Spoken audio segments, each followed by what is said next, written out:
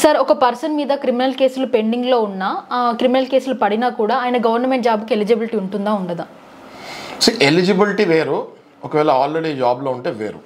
Okay, ఎలిజిబిలిటీలో కనుక offence serious offence కనుక ఉంటే, for example attentive murder, cognisable offences ఉంటే ఖచ్చితంగా గవర్నమెంట్ జాబ్స్ ఎలిజిబిలిటీలో కూడా ఆపుతారు. అదే నార్మల్ పిటి కేసెస్, చిన్న చిన్న కేసెస్ ఉంటే ఎలిజిబిలిటీలో ఆపరు. ఒకవేళ గవర్నమెంట్ జాబ్లో ఉండి అదే క్రిమినల్ కేసులు ఉంటే ఎలా సార్? అది గవర్నమెంట్ జాబ్లో ఆల్రెడీ జాయిన్ అయిపోయిన తర్వాత ఆయన మీద క్రిమినల్ కేసెస్ పడితే మాత్రం, ఒకవేళ నాన్ కాగ్నిజబుల్ బిలో 7 years ఉండి ఆయన జైలుకి పోకుండా ఉంటే ఇట్ ఈస్ ఓకే. ఒకవేళ ఆయన జైలుకు పోయి శిక్ష కనుక ఖరారై ఒక 24 గంటలు ఆయన జైల్లో ఉన్నా కూడా ఖచ్చితంగా ఆయనకు జాబ్ పోయే ప్రమాదం 100కి 100% ఉండే ఛాన్సెస్ ఉంటాయి. ఓకే సార్, ఇదే క్రిమినల్ కేసులో ఒక ప్రైవేట్ జాబ్ ఉన్న వ్యక్తి మీద పడితే చాలా మంది ఆ జాబ్ తీసేస్తారేమో కంపెనీ వాళ్ళని డౌట్ పడుతూ ఉంటారు. అవునమ్మా, అది ఆ యాజమాన్యం బట్టి ఉంటుంది.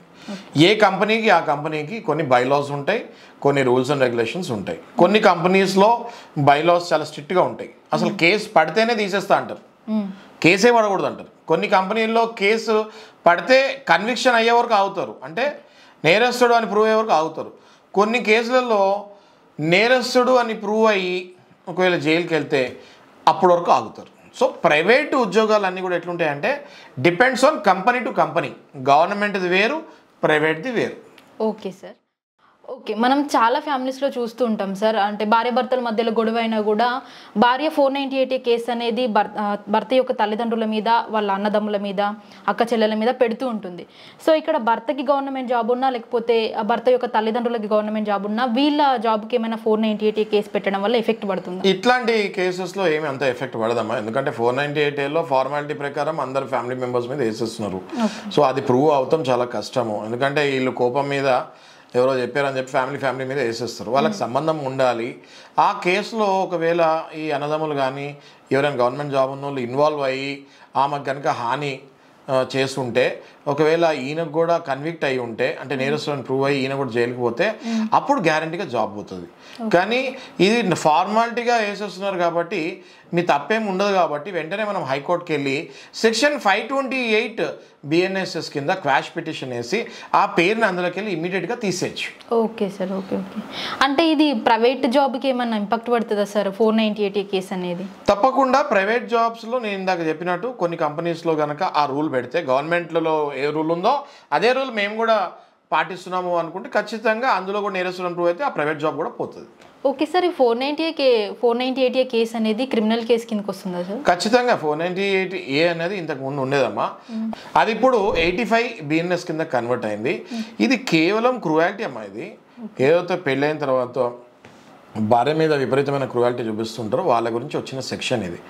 నేను ఎప్పుడు చెప్పినట్టు బై వర్చ్యూ ఆఫ్ జెండర్ స్త్రీమూర్తులు కొంచెం బలహీనంగా ఉంటారు. ఓకే, మగవాళ్ళు కొంచెం బలంగా ఉంటారు, మజిల్ పవర్ ఎక్కువ ఉంటుంది. కాబట్టి ఈ చట్టము వాళ్ళ సెక్యూరిటీ గురించి ఇంబైబ్ చేసిన సెక్షన్ ఇది. కాబట్టి ఖచ్చితంగా ఈ సెక్షన్ క్రిమినల్ సెక్షన్ కిందకే వస్తుంది.